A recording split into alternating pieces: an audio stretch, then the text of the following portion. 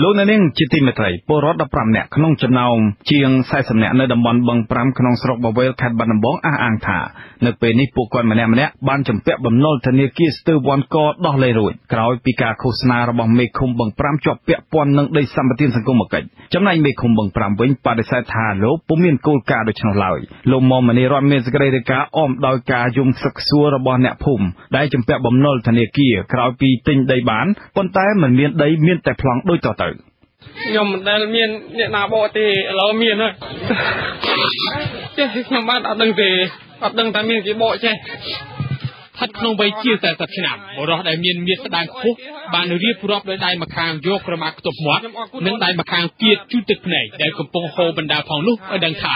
ដោយសារការខ្វះខាតក្នុងគ្រួសារជាពិសេសរឿងមិនមានដីធ្វើកសិកម្មហើយដូច្នេះខ្លួនក៏សម្រេចអាចកាត់រាល់បញ្ហាក្នុងគ្រួសារខ្ចីបុលលុយពីធនាគារដើម្បីទិញដីក្រែងអាចដោះស្រាយភាពទាល់ក្របានមួយកម្រិតប៉ុន្តែរឿងនេះមិនដូចការគិតឡើយនៅទីបំផុតការប្រាក់ក៏ចេះតែកើនឡើងរីឯបញ្ហាក្នុងគ្រួសារក៏កាន់តែប្រឈមព្រោះតែរឿងខ្ចីលុយពីធនាគារទិញដីដែលនៅពេលនេះមានតែប្លង់នៅក្នុងដៃប៉ុណ្ណោះប៉ុន្តែជាក់ស្ដែងពុំមានដីកាន់កាប់ឡើយ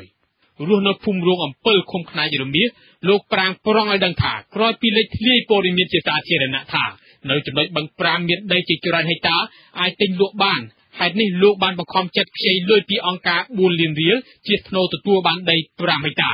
លោកបន្តថាដីដែលទិញបានក្រោយមកនៅចំណុចទីតាំងដែលមេឃុំបឹង5សន្យាថានឹងផ្ដល់ដីដោយការសន្យានោះមិនមានឡើយលោកឲ្យដឹងទៀតថាក្រុមគ្រួសាររបស់លោកត្រូវរស់នៅទាំងត្រដាត្រដួសរកលុយដោះបំណុលអង្គការស្ទើរបំបានលោកបន្ថែមថាទាំងដើមទាំងការប្រាក់បានកើនឡើងជាង5លានរៀលមុននឹងដោះរួចដែលប្រើពេលជាង1ឆ្នាំសងរួចអីប៉ុន្តែខ្ញុំលក់ជ្រូកលក់អីទៅរហូតដល់ទើសទេខ្ញុំគ្រួសារទីដោយសាររឿងលុយនេះលុយយកទៅយកដីដើម្បីឲ្យបានទៅសុខស្រួលវាមិនបានសុខស្រួលទេវាអត់ទាំងដីទៀតពាក់ព័ន្ធនឹងរឿងនេះពុំមែនមានតែលោកប្រាងប្រងម្នាក់ឡើយដែលប្រឈមនឹងបញ្ហាដូចនេះរបាយការណ៍ដែលរកឃើញនៅសមាជិកក្រុមប្រឹក្សាខេត្តគណៈបក្សសង្គ្រោះជាតិកាលពីដើមខែកញ្ញាពាក់ព័ន្ធសំណុំរឿងនេះមេឃុំបឹង5លោកឈីនីរងការចោទប្រកាន់ថាបានទទួលលុយដីពីសម្បត្តិសង្គមគិច្ចនេះពីពលរដ្ឋសរុបជិត500គ្រួសារក្នុងករណីនេះនៅមិនទាន់រាប់បញ្ចូលជាង150គ្រួសារផ្សេងទៀតដែលទទួលប្លង់ដីកម្មសិទ្ធិតែពុំមានដីប្រើប្រាស់នៅឡើយផងដោយឡែកលោកស្រីជាវណ្ណារីរស់នៅឃុំត្រពាំងជោងស្រុកបាកានខេត្តពោធិ៍សាត់ដែលត្រូវបានអ្នកស្រុកនៅតំបន់បឹង5ដាក់រហស្សនាមថាជាតារាទឹកភ្នែកនោះអះអាងថាសមាជិកគ្រួសាររបស់លោកស្រីចំនួន4នាក់បានបង់ខាតគិតទាំងដើមទាំងការប្រាក់មកដល់ពេលនេះប្រហែលជាង$10000លោកស្រីបន្តថាដោយសារនៅខេត្តពោធិ៍សាត់ពុំមានដីស្រែប្រកបរបរកសិកម្មគាត់ជួនមានការផ្សព្វផ្សាយតគ្នាថានៅតំបន់បឹង5មានដីដែលអាចទិញធ្វើជាកម្មសិទ្ធិបានក្នុងតម្លៃចន្លោះពី3ទៅ4លានរៀលហេតុនេះក្រុមគ្រួសាររបស់លោកស្រីបង្ខំចិត្តខ្ចីលុយពីធនាគារដើម្បីមកទិញដីនៅតំបន់នោះលោកស្រីអាងថាក្រោយពីទិញរួចនៅមិនបានប្រមាណផងត្រូវបានមេឃុំបឹង5បណ្ដេញចេញដោយចោទថារស់នៅលើដីរដ្ឋដោយពុំមានច្បាប់ថែទៀតខ្ញុំនៅរយៈពេលបាន2ឆ្នាំគេដេញខ្ញុំគេដកដីខ្ញុំតែមូលហេតុឯដកដីខ្ញុំយកលុយខ្ញុំហើយសង្គមនេះគឺអត់មានទេគេថាមកពីបងឯងអត់នៅខ្ញុំថាលក់ដីឲ្យប្រជាជនឲ្យមូលហេតុអីបានជាដកដីស្រែមិនតាន់បានឲ្យខ្ញុំផងដេញបដិញខ្ញុំចេញទៀតថាខ្ញុំអត់ចេញទេបើដេញខ្ញុំចេញតើឲ្យលុយខ្ញុំវិញជុំវិញរឿងរ៉ាវនេះមានគ្រួសារជាច្រើនផ្សេងទៀតក៏មានស្ថានភាពប្រែគ្នានេះដែរក្នុងនោះនៅមានអតីតមន្ត្រីយោធានៃយុទ្ធភូមិភាគទី5និងគ្រូបង្រៀនក៏ត្រូវបង់ខាតអស់លុយជាច្រើនលានរៀលទៀតផងចំណែកប្រជាពលរដ្ឋវិញនិយាយថាលោកឈីនីមេឃុំបឹង5មន្ត្រីនគរបាលស្រុកនិងក្រុមនិស្សិតវាស់ដីរបស់លោកនាយករដ្ឋមន្ត្រីហ៊ុនសែនបែរជាទទួលបានចំណែកនៃដីទាំងនេះទៅវិញ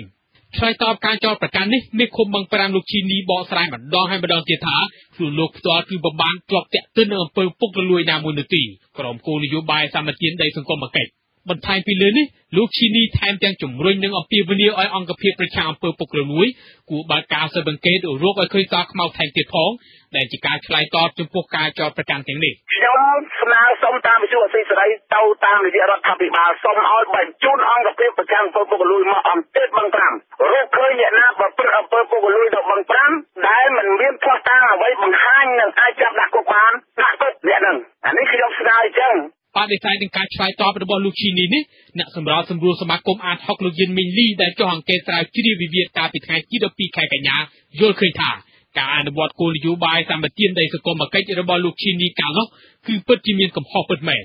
លោកអាងក្រោយប្រមូលស្ថិតិថាបញ្ហាត្រូវរកឃើញថាមានប្រជាពលរដ្ឋច្រើនគ្រួសារណាស់ដែលរងគ្រោះដោយការលក់ទិញនេះបញ្ហាយើងឃើញគឺវាកើតឡើងដោយសារតែអំពើពុករលួយនេះខ្ញុំនិយាយចឹងដោយសារអំពើនេះហើយដែលបានធ្វើឲ្យបងប្អូនមានប្លង់អត់ដីមានដីអត់ប្លង់វាឆ្លោះគ្នាឯងណាហើយបញ្ហាទាំងអស់នេះខ្ញុំនឹងធ្វើលិខិតមួយ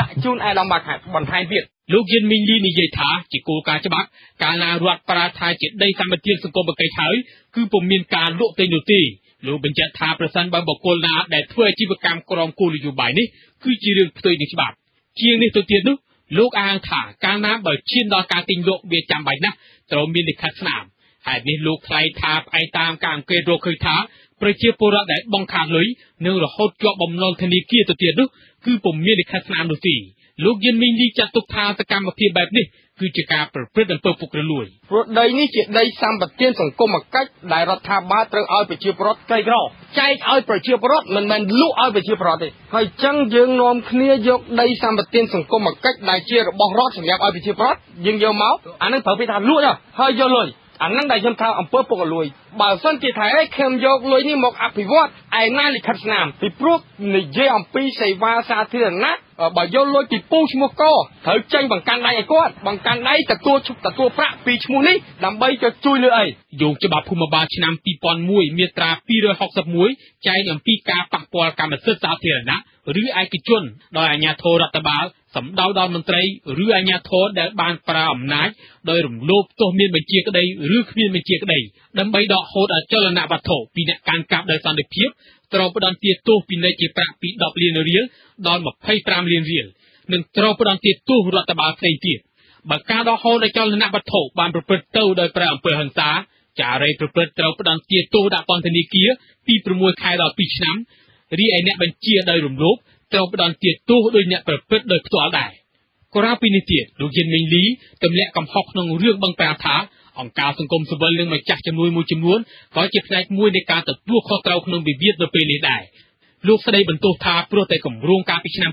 2011ដែលពុំបានសិក្សារកពីផលប៉ះពាល់បែបនេះទើបបង្កើតឲ្យមានបញ្ហាដោះមិនចេញខ្ញុំចង់និយាយពីរឿងអង្គការហើយនឹងម្ចាស់ជំនួយរឿងបឹង5នេះណាដែលបានយកលុយប្រមាណជា$1លានមកអភិវឌ្ឍបឹង5ទីបំផុតខ្ញុំអាចនិយាយថាគម្រោងនេះបរាជ័យព្រោះកាលណាយើងយកមកអភិវឌ្ឍបឹង5គឺយើងចង់ជួយប្រជាពលរដ្ឋបឹង5ឲ្យមានជីវភាពធូរធារមិនយ៉ាងហើយយើងចង់ជួយឲ្យមានសុវត្ថិភាពដីធ្លីតែដល់យកមកចំណាយអស់ប្រមាណជា$1លានតើបានធ្វើឲ្យដីបឹង5មានសុវត្ថិភាពអត់ទេឆ្លើយតបរឿងនេះម្ចាស់គម្រោងនៃអង្គការ DCA លោកជឿងយុវុឌ្ឍដែលជាស្ថាប័នម្ចាស់ជំនួយមួយក្នុងការផ្ដល់លុយដើម្បីអភិវឌ្ឍបឹង5ជាង$1លានទៅសហរដ្ឋអាមេរិកកាលពីឆ្នាំ2011បដិសេធក្នុងការអធិប្បាយដោយអាងថាត្រូវរងចាំសេចក្តីសម្រេចពីនាយកប្រតិបត្តិជាមុនសិនយ៉ាងណាក៏ដោយលោកឈីនីនៅតែព្រមានសមាគមអាតហុកថាប្រសិនបើពុំមានភស្តុតាងណាមួយប្រឆាំងរូបលោកទេសមាគមអាតហុកនេះក្រៅពីអស់ជំនឿទុកចិត្តហើយថែមទាំងត្រូវប្រឈមនឹងបណ្ដឹងរបស់លោកថែមទៀតផងអញ្ចឹងសមាគមអាតហុកបើគ្រប់គ្រងរបៀបនេះគឺខ្ញុំអត់ទទួលខុសត្រូវទេហើយខ្ញុំក៏សូមអំពាវនាវដល់សហគមន៍អឺរ៉ុបដែលបានជំនួយមកឲ្យអង្គការអាតហុកដើរធ្វើទូនាទីជាសិទ្ធិមនុស្សនេះគឺលំអៀងហើយបច្ចុប្បន្ននេះគឺលំអៀង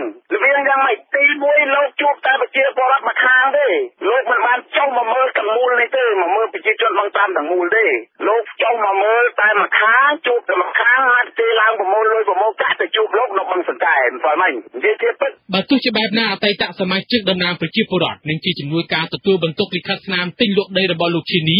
គឺលោកដឹមអានបញ្ជាក់ថាមេឃុំបឹង5គឺពិតជាបានប្រព្រឹត្តអំពើពុករលួយក្រោមគោលនយោបាយដីសម្បត្តិសង្គមកិច្ចលោកបញ្ជាក់ថាមានរបាយការណ៍ហិរញ្ញវត្ថុជាច្រើនច្បាប់ដែលលោកបានផ្សព្វផ្សាយជាសាធារណៈជុំវិញអំពើពុករលួយនេះក្នុងអាដែងមួយឈ្មោះហ្នឹងបើគិតទៅប្រជាពលរដ្ឋដែលបងនោះវាមាន3ដំណាក់កាលអញ្ចឹងគោលការណ៍របស់ឈីនីហ្នឹងប្រធានតំបន់ហ្នឹងគាត់ដាក់ថាកំណត់មួយឈ្មោះគឺ$1លានទេដើម្បីទៅកសាងតែដល់ទៅពេលអាមេខ្យល់យកមក$5លានដល់ឲ្យយកមកឲ្យមេភូមិមក$3លានឬក៏$2,000ឲ្យទៅតែដល់អាថវិកាហ្នឹងបើគិតទៅតាមភូមិហ្នឹងគាត់យកសរុបទៅឲ្យមេតំបន់ហ្នឹងឯងមន្ត្រីសិទ្ធិមនុស្សសមាគមអាតហុកលោកយិនមីងលីចាត់ទុកថាមូលហេតុដែលនាំឲ្យរឿងនេះនៅតែមានភាពស្ងប់ស្ងាត់មិនចាត់វិធានការទំនងជាមានមន្ត្រីជាន់ខ្ពស់ថ្នាក់ខេត្តនិងអាជ្ញាធរថ្នាក់ស្រុកផងអាចជាប់ពាក់ព័ន្ធនឹងអំពើពុករលួយនេះដែរខ្ញុំមនីរតវិទ្យុអាស៊ីសេរីខេត្តបាត់ដំបង